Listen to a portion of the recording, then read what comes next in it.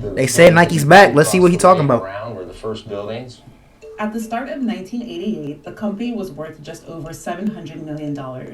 Nike's former CEO, John Donahoe, was out. Nike CEO John Donahoe. That's crazy. You a CEO and you're going to be known for making the company the worst it's ever been. Get him out of here. Get him out of here. Donahoe's aggressive e-commerce and direct-to-consumer business approach helped drive Nike's share price to a historic high in November 2021. It just wasn't sustainable. But as the pandemic wound down, market conditions changed, and the strategies started to backfire. New strategy, the company bro. lost market share and strained its relationships with retail partners, all while losing sales and street credit. That's why you gotta stay on top of your P's, bro.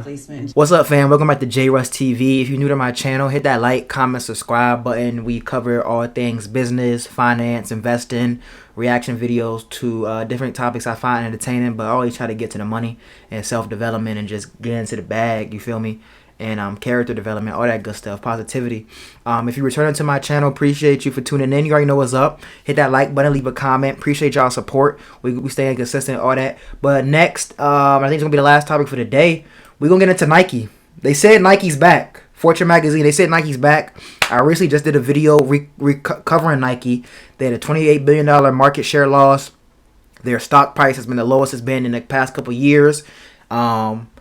They got a new CEO now who was an intern at Nike, and he's now the CEO. He said he's going to bring it back, Nike back to his roots with heavily on partnerships and collaborations with different sports and different influencers, things like that. You know what I mean? The last CEO was more focused on the bottom line, the numbers. That's what he was smoking for. But Nike's moat is their brand. You know what I mean? Nike's moat is their brand. And we really that's what they got to get back to. They got to get back to their brand, and that's what the people like. You know what I mean? That's what the people like. In my opinion, Nike, investing in Nike stock right now, it's a good play. It's at a good price. I'm still debating if I want to pull the trigger, just cause shoes aren't cheap. Nike is an expensive product. Not saying their only segment is shoes. They have leisure wear and all that other stuff. But when times get bad, I mean, Nike has made it through recessions. They've been through the test of time. So, but let's see what they're talking about. No question. I think every company has a core of what makes them. Is this a return to Nike's roots? No question. I think every company has a core of what makes them great, and I think sport is the core of what we're about. We're about human potential and performance. My black queen. My black He queen. started as an intern in apparel sales in 1988. Okay. Elliot Hill has spent his entire career climbing Nike's ranks. Dang, that's He has crazy. spearheaded some of the company's biggest sportswear launches and led headline-grabbing marketing campaigns. So don't ask if your dreams are crazy. Ask if they're crazy enough. Now, more than 30 years later, all eyes are on him as he steps into the company's most prominent job, CEO. It almost feels surreal, like, hey, did this just happen? But Hill has taken the reins at a time when Nike is grappling with declining sales and a fall in stock price. How do you think you're performing at this point? I think we can be better. As Hill kicks off his 33rd year at Nike and third month as CEO, he recounted his journey to the corner office and what's next for the sports retail giant.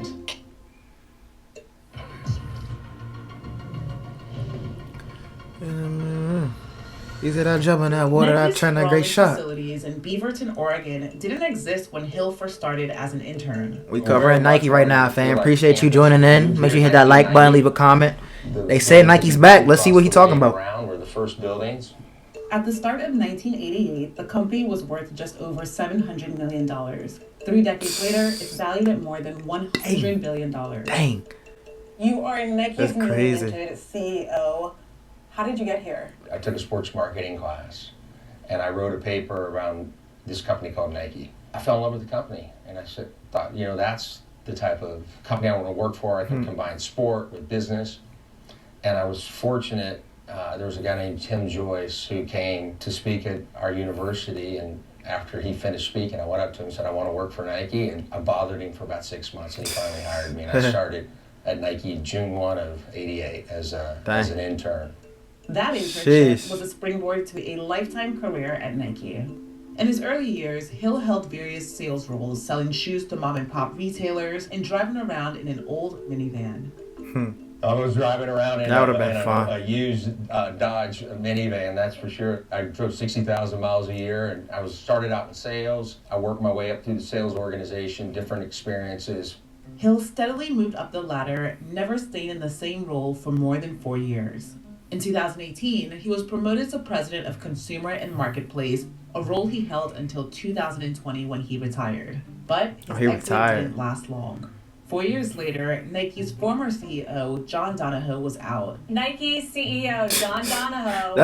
That's crazy. You a CEO and you're going to be known for making the company the worst it's ever been. Get him out of here. Get him out of here. Donahoe's aggressive e-commerce and direct-to-consumer business approach helped drive Nike's share price to a historic high in November 2021. It just wasn't sustainable. But as the pandemic wound down, market conditions changed, and the strategy started to backfire. New strategy, the company bro. lost market share and strained its relationships with retail partners, all while losing sales and street credit. That's why you gotta stay on top of your board needed P's, a bro. replacement.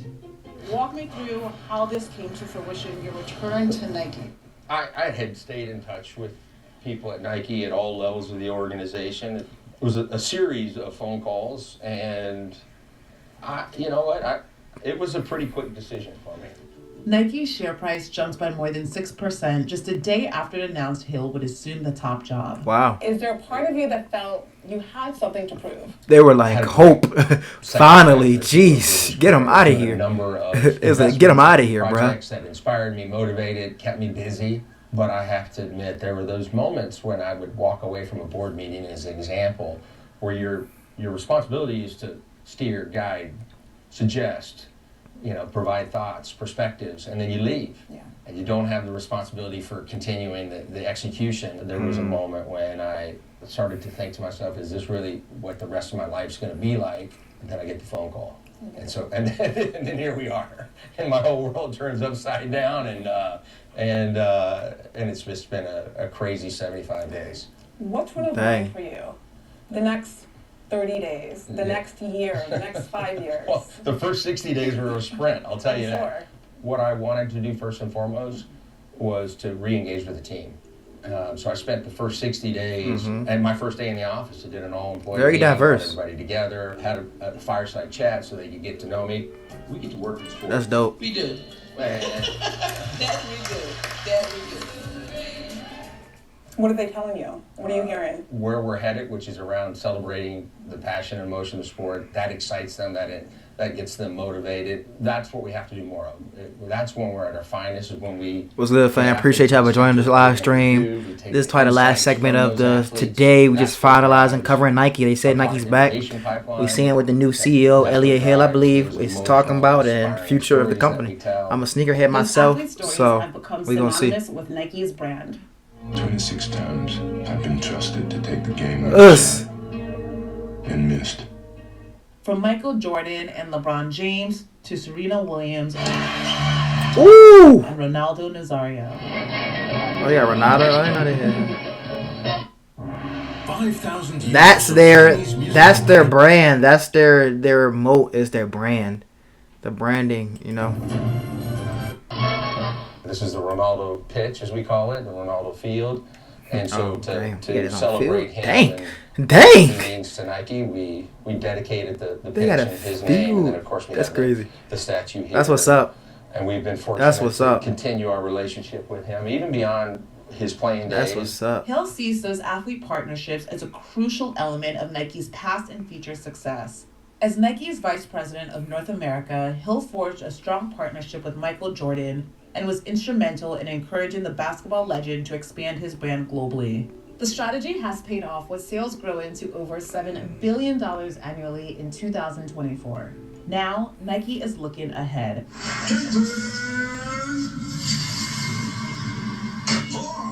She a dog. We had Caitlin Clark here Caitlin today. Clark this morning, I think yeah. you saw that. So she was in That's what's yesterday up. working on her signature shoe that we'll launch, and we're working on her logo and her design of her logo. Fire. She signed an Fire. 8-year, $28 million endorsement deal with Nike in April of last. Signed an That we'll She launch, signed and what? We're working on her logo and her design of her logo. Brand She signed new. an 8-year, 8 year, 28 million. endorsement deal with Nike in April of last That's year. alright. Making it the largest sponsorship contract for a women's basketball player. Oh, the largest? What was the motivation Dang, that's behind alright. that, and what impact do you think it'll have on women's sports, certainly on the WNBA? When we were running just basketball, we never got to the women's opportunity. But by having this small team that's focused on women's basketball, it unlocked, we believe, opportunities for the game of basketball, but also in product. It becomes an opportunity to grow the overall marketplace by inviting more and more girls into the world of sport. It is an area that we'll continue to invest in, and we see tremendous momentum right now. Hill's new role comes at a critical time for Nike. Sales dropped in the last 3 quarters of 2024, and shares have slumped more than 43% since 2023. In an effort to clear out inventory, the company began offering massive discounts throughout the year, slashing prices by as much as 30%. Hill says that approach has hurt the brand. You said in the December earnings call, your first as Nike CEO, that Nike has become too promotional, offering too many discounts. I'm certainly not complaining, but what's your vision for how Nike should approach pricing and discounts and still uphold its brand value and market position? Yeah, get rid of inventory anyway. In traditional retail cycle where it makes sense to be promotional, Black Friday, Cyber Monday. That's what I'm saying. But they got to get rid of we inventory. had become too promotional. In between those moments, we were even leveraging promotions to drive revenue. And frankly, that's not great for margin. It's not great for the brand. It's not great for our wholesale partners because they're not making that much money competing against us, and profitability matters for them. And so starting this spring, we're moving to a position where Nike Direct, both digital and physical, is going to actually lead the marketplace and be not only less promotional, but elevate the experience that the consumer has with our brand. Nike also faced backlash over its direct-to-consumer sales strategy. Before the pandemic, it started to pull back from those were some of the most hideous LeBrons ever. The bottom ones were hideous. But I forgot what they were called. Those were hideous. The top ones, the low top, I think the low top LeBron 10s, hideous. The high tops better.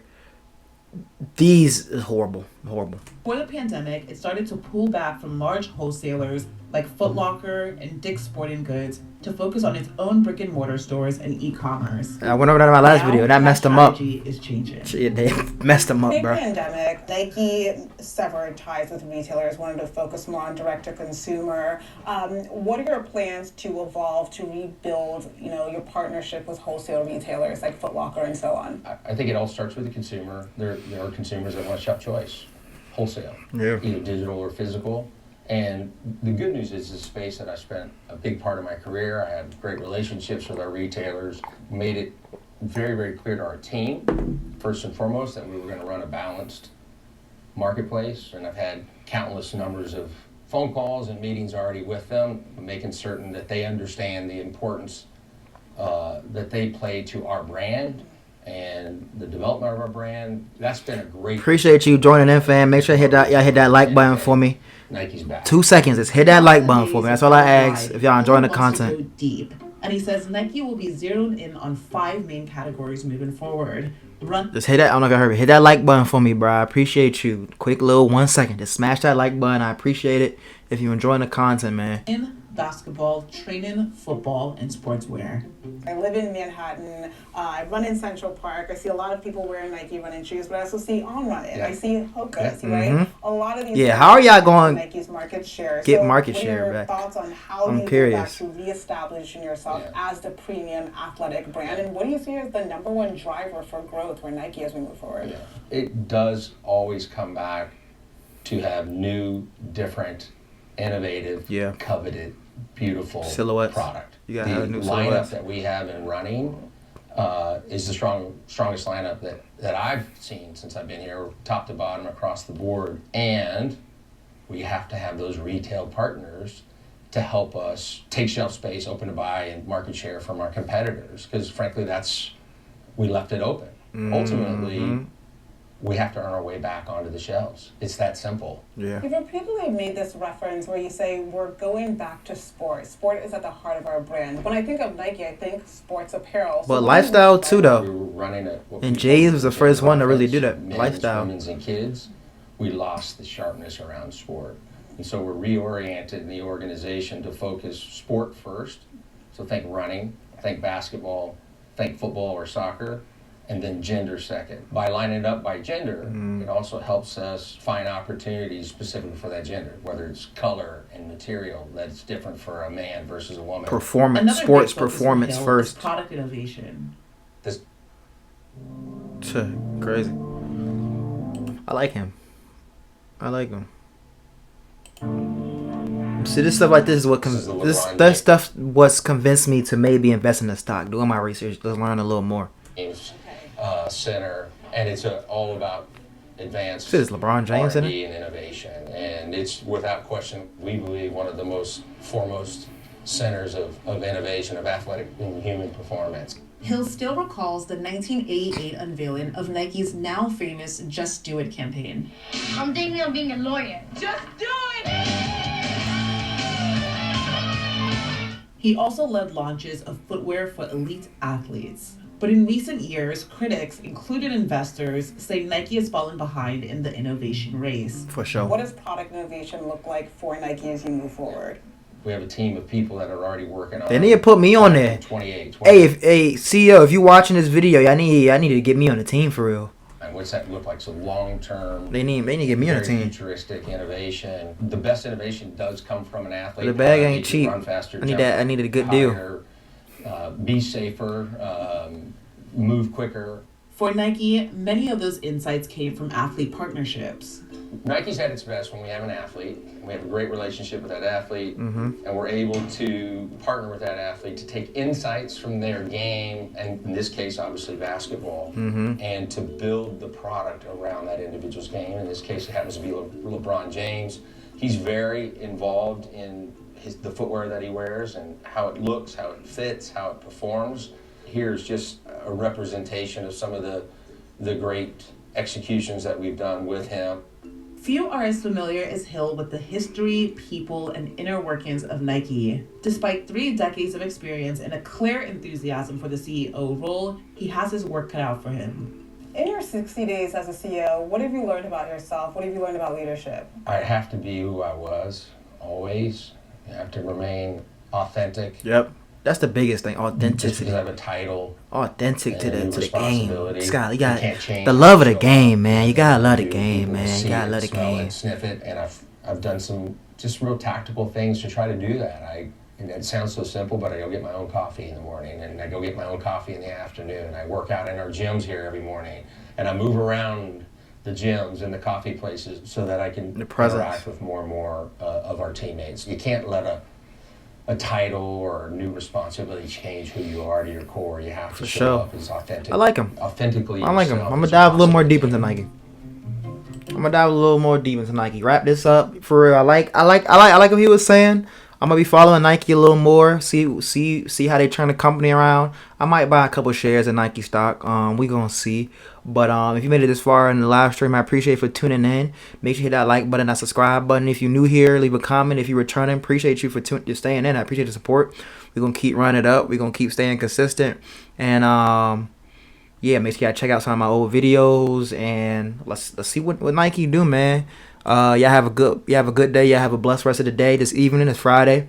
God bless y'all. Let's get it.